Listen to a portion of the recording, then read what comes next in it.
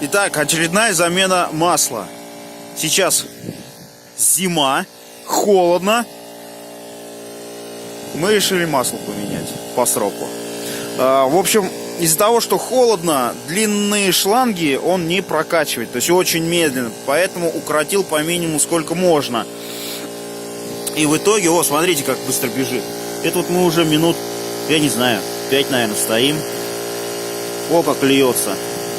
То есть шланги укоротили, и процесс пошел гораздо веселее.